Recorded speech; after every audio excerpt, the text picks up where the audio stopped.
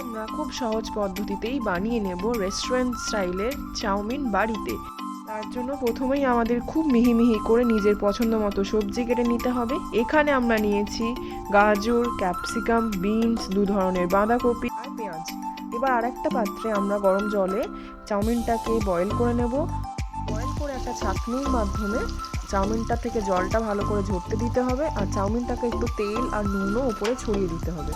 এবার আমি গ্যাসে অন করলাম, অন করে পেঁয়াজ, গাজর, বিনস সবটাই আমি তেলের মধ্যে দিয়ে দিলাম। এবার বাকি যা যা সবজি আছে একটা একটা করে আমি সবটা ছেড়ে দেবো। দেওয়ার পর হালকা করে ফ্রাই করতে হবে। আর হ্যাঁ, আরেকটা জিনিস যেটা সব থেকে আপনাদের মনে রাখতে হবে সেটা হলো চাউমিন সবসময় আমাদের মিডিয়াম থেকে হাই ফ্লেমে রাখতে হবে, ভাজতে হবে, না হলে সেদ্ধ হয়ে গেলে সবজিগুলো খেতে ভালো লাগবে না। তো এখানে সব কটা সবজি দিয়ে দিলাম। দিয়ে দেওয়ার পরে আমি হাই ফ্লেমে জাস্ট 2 থেকে 3-4 মিনিটের মধ্যে আমি একটু নাড়িয়ে নেব। তারপরে একটু করে সয়া সস, একটু আজিনামোটো, একটু নুন সবটাই ছড়িয়ে মিক্স করে নেব।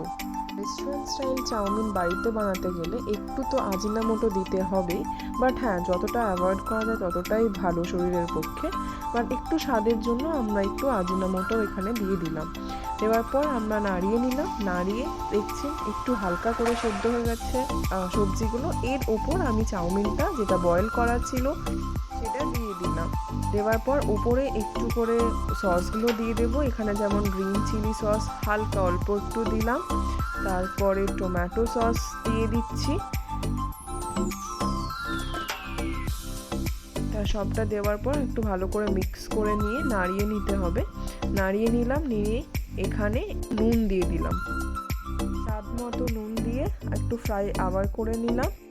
খুব বেশিক্ষণ ওভেনে রাখবো না, তাহলে চাউমিন সবজি পুরোটাই খুব বেশি সেদ্ধ হয়ে যাবে। আর এর উপর যেটা স্প্রিং অনিয়ন্স কাটা ছিল সেটাও ছড়িয়ে দিলাম। ছড়িয়ে প্রায় আমাদের চাউমিন রেডি। এবার গরম গরম সার্ভ করুন রেস্টুরেন্ট স্টাইল চাউমিন আপনার বাড়িতে। ছোট থেকে বড় সবারই এই প্রিয় খাদ্যটা খুব সহজে বাড়িতে বানিয়ে নিন। এটা স্কুলের টিফিনেও দেওয়া যেতে পারে, কি ইভিনিং স্ন্যাক্স হিসেবেও খাওয়া যেতে পারে। আমার এই আজকের রেসিপি আপনাদের পছন্দ হলে লাইক আর সাবস্ক্রাইব করতে ভুলবেন না যেন।